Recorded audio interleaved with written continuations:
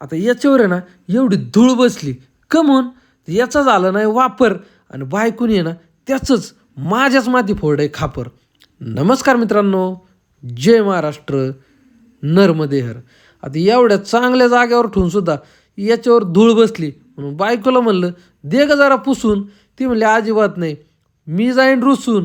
म्हणलं एक काम कर तू राहा घरात बसून, मी तोपर्यंत आहे ना घेतो आखीकडून पुसून. आता तुम्ही बी एक काम करा, घ्या थोडा हसून, कारण हा सगळा होता जोकचा पार्ट. पावसा पाण्याचं वातावरण होतं, गेले 8-10 दिवस झाले आपण नगरला बी नव्हतं गेलो.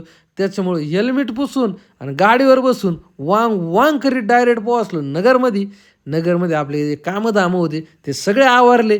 मग एक शोरूमला बी काम होतं ते बी करून आता आलो मी घरी. मग आता मी आलो घरी तर तुम्हाला काय म्हणायचं आहे, रामकृष्ण हरी. आणि व्हिडिओ कसे वाटतात ना ते बी सांगा, कमेंट करा, लाईक करा. धन्यवाद.